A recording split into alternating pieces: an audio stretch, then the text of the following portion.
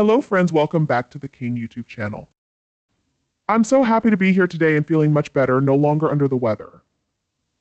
Okay, so today I'm going to talk about a controversial subject, something I've intentionally tried to avoid discussing in depth, because it hasn't always been in the mainstream.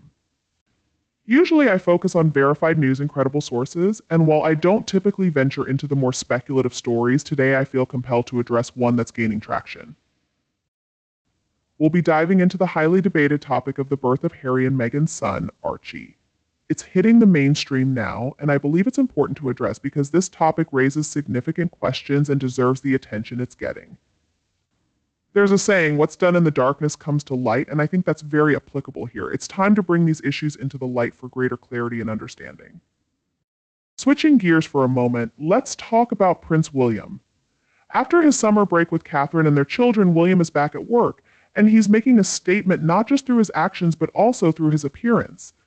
He's sporting a beard, looking more rugged, almost like he's embracing a new level of masculinity, perhaps saying, "I'm the man, I'm the alpha." This may seem like a superficial change, but in the world of royalty, appearance can often be symbolic of deeper shifts in attitude and approach. This new look could be a reflection of William's evolving role as the future king. A beard often symbolizes maturity, strength, and readiness to confront challenges, which seems fitting for William as he takes on more responsibility within the royal family.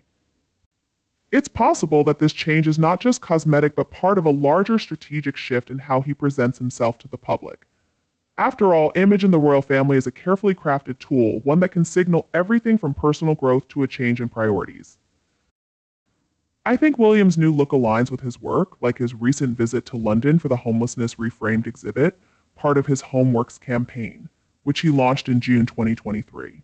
Collaborating with the 1111 Foundation, William is actively tackling homelessness, a cause that requires a deep level of empathy and resilience. Homelessness isn't just a social issue, it's a systemic problem that requires long-term solutions, something William seems keenly aware of. His involvement goes beyond ceremonial appearances. He's actively engaging with the root causes, showing a commitment to making a real impact. This focus on substantive change contrasts sharply with the often superficial public appearances we've seen from other royals, particularly Harry and Meghan, who tend to focus more on short-term media attention rather than long-term commitments. William, on the other hand, is clearly in it for the long haul, which speaks to his dedication and sense of duty. This contrast becomes even more pronounced when we compare William to his brother, Prince Harry. While William returns from his break ready to focus on pressing issues in the UK, Harry seems more intent on competing with him. Harry's Invictus Games, an admirable initiative for veterans, was launched around the same time William returned to public life. The timing seems more than coincidental, almost as though Harry is positioning himself to outshine his brother rather than simply letting their efforts stand on their own merits. The timing of Harry's initiatives raises a critical question: is he really dedicated to the causes he champions, or is he more focused on surpassing William in the public eye? From where I stand, it appears that Harry's motivations may not be entirely altruistic. While the Invictus Games serve a noble purpose supporting injured veterans, it's difficult to ignore the competitive undertone that seems to accompany many of Harry's projects. The Invictus Games, while unquestionably important, are now framed in a broader context of sibling rivalry. Every major initiative or appearance seems to coincide with William's work, raising the possibility that Harry's main objective is no longer the causes themselves, but rather keeping up with or outshining his older brother. What complicates this dynamic further is the media framing. Harry, particularly in his post-royal life, has consistently sought to control the narrative around him and his family. His many public declarations about the press being intrusive and his desire for privacy have become somewhat contradictory. On one hand, he criticizes the media for invasion of privacy, yet on the other, he seems to relish the spotlight when it's on his terms. This inconsistency suggests that Harry's relationship with the press, and perhaps with the public's perception of him, is more calculated than he lets on. This brings us to the bigger question: is Harry's drive to make a difference genuine, or is it fueled by a desire to overshadow William? The optics of this dynamic aren't favorable for Harry, as his actions, intentional or not, often come across as reactive rather than proactive.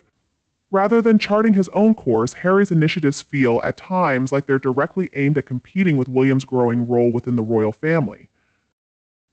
Now let's shift back to the topic at hand, Meghan and Harry's handling of Archie's birth, which is now being described by some commentators as deceptive.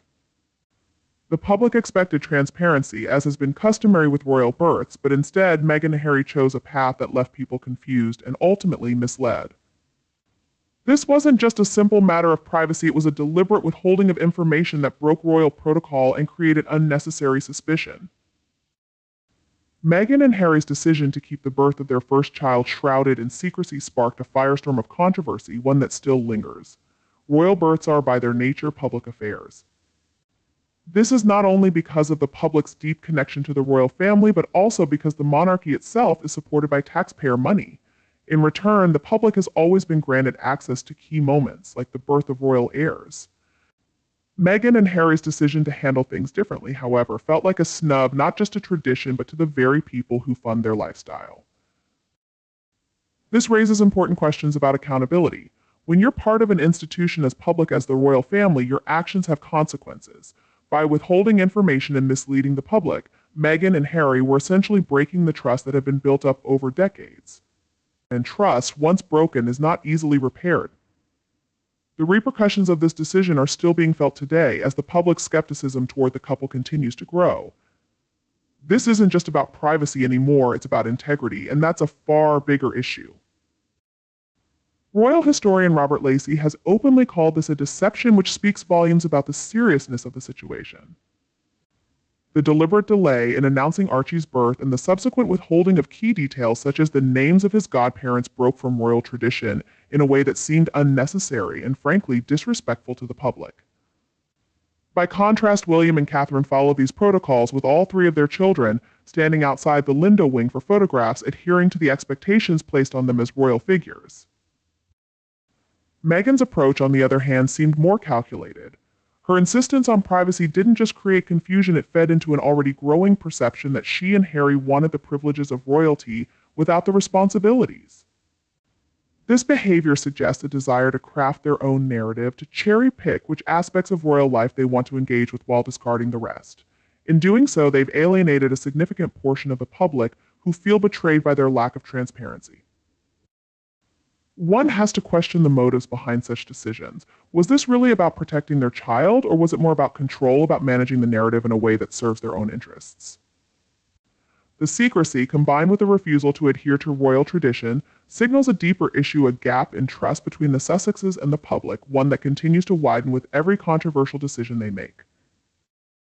In conclusion, Meghan and Harry's handling of Archie's birth and the wider questions it raises about their commitment to transparency points to a much deeper issue of trust. Whether it's their refusal to follow royal protocols or their apparent desire to manipulate the narrative, it's clear that there's more at play here than simple privacy concerns. This story is about integrity, about understanding the responsibilities that come with being in the public eye, and about the consequences of deceiving those who support you. At the end of the day, it's not just about Harry and Meghan wanting privacy, it's about the choices they've made and the messages those choices send to the public. And those messages, unfortunately, seem to be more about self-preservation and less about genuine concern for the people they claim to care about. Thank you for joining me today on the King YouTube channel. As we've explored the layers behind Prince Harry and Meghan's actions, it's clear that the dynamics within the royal family continue to evolve in ways that spark both intrigue and controversy. The birth of Archie and the secrecy surrounding it raises important questions about transparency and the responsibilities tied to being a part of the royal family. As always, I encourage you to think critically and draw your own conclusions as we navigate these complex issues together. Don't forget to like, comment, and subscribe to stay updated on all things royal.